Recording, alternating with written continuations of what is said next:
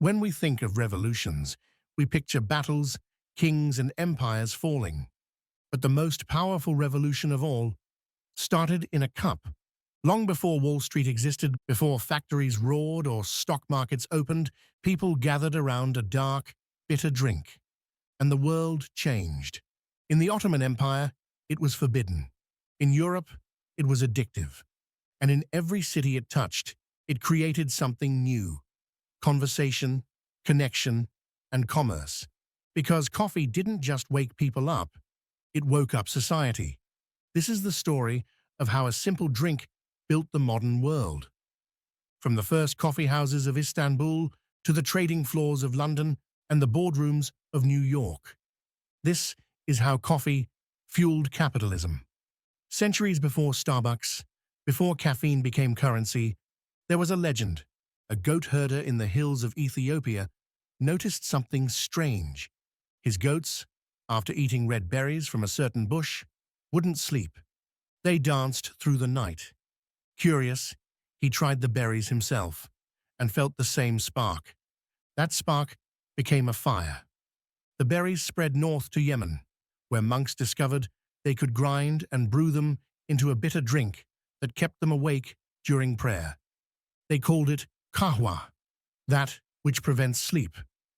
By the 1500s, that drink had escaped the monasteries. In the cities of Mecca, Cairo, and Istanbul, coffee houses began to appear. They weren't bars, or temples, or markets. They were something new. For the first time, ordinary people gathered to talk, not just to trade goods, but to exchange ideas. Merchants, poets, scholars, and politicians, all wide awake, all equal over a cup of coffee. The Ottomans tried to stop it. They feared the conversations, the criticism, the independence it inspired.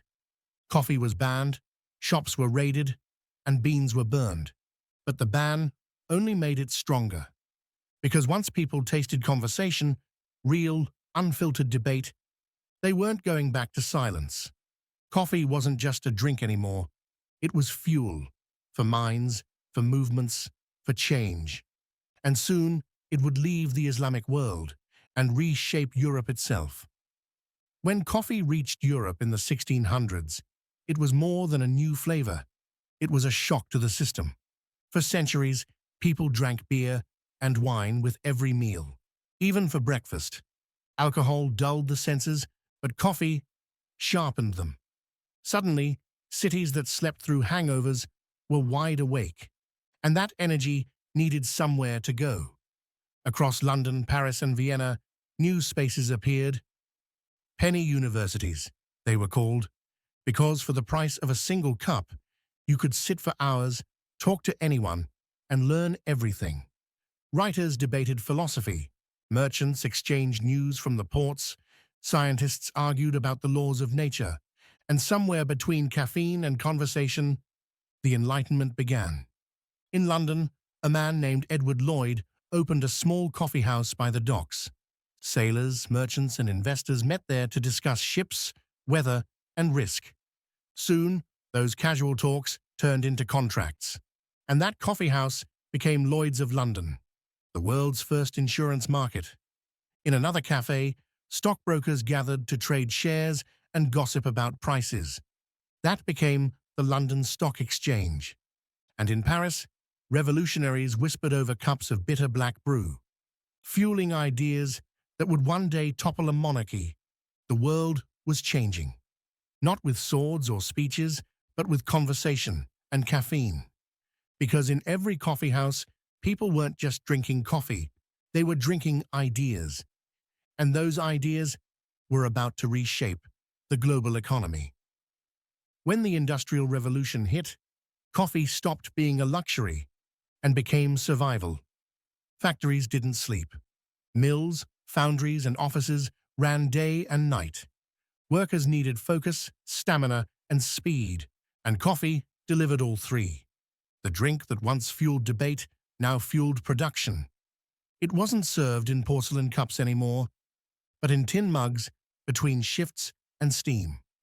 Caffeine became the oil of the human machine. In Britain, dock workers started their mornings with black coffee instead of beer, and productivity soared. In France, cafe culture merged with factory life, fueling labor, literature, and late nights. And across the Atlantic, in a new industrial America, coffee became part of identity itself. During the Civil War, soldiers received daily coffee rations. In the offices of New York, clerks stayed awake long after sunset. And in a tiny corner of Wall Street, businessmen replaced brandy with espresso. By the late 1800s, coffee wasn't just a drink, it was an industry. Companies like Folgers, Maxwell House, and Lavazza turned beans into brands and branding into empire. Coffee was global now, traded like oil, shipped in bulk, roasted in cities, and sold by the ton. It connected farmers in Brazil to bankers in London, sailors in Java to clerks in Chicago. The same product that sparked conversation in the 1600s was now powering capitalism itself, one cup at a time. By the 20th century, coffee wasn't just keeping people awake. It was keeping the economy alive. From boardrooms to battlefields, caffeine became the quiet engine of ambition. Soldiers drank it before war, writers before deadlines, traders before opening bell. It became ritual, a modern sacrament of productivity. Corporations saw it too. Advertising didn't sell flavor, it sold energy, the promise of alertness, efficiency, success. Good to the last drop. The best part of waking up. It wasn't about taste, it was about time, about staying awake in a world that never slept again. Then came the next transformation, the cafe as lifestyle. Starbucks didn't just sell coffee, it sold identity, Wi-Fi, jazz, soft lighting, and social belonging, a workspace for the digital age. By the 2000s, the bean had gone full circle, from the smoky coffee houses of Istanbul to the laptops of Silicon Valley. Every era had its version of the same ritual, people chasing clarity, connection, and control. But in the age of hustle, coffee became something more, a symbol of the system itself. Because we no longer drink coffee to wake up, we drink it to keep up. And in that way, the drink that once freed our minds now fuels our routines. From revolution to routine. Coffee didn't just shape capitalism, it became capitalism. In the end, coffee didn't just wake up the world, it changed it. From forbidden drink to global addiction, from rebellion to routine, coffee shaped the way we think, work, and live. It built communities, fueled revolutions, and powered industries. It turned late nights into productivity and conversation into currency. But like every invention that changes the world, it came with a price. Because the drink that once freed minds in Ottoman cafes now keeps them chained to deadlines, devices, and data. The same caffeine that sparked creativity now powers exhaustion. Yet even now, in every office, every meeting, every sleepless night, coffee remains the quiet engine of progress. Not just a drink, but a mirror of the system we built around it. If this gave you a new perspective, don't just scroll away. Hit subscribe. This is Economic Chronicles, where history exposes the present, and the future is written in the lessons we refuse to learn.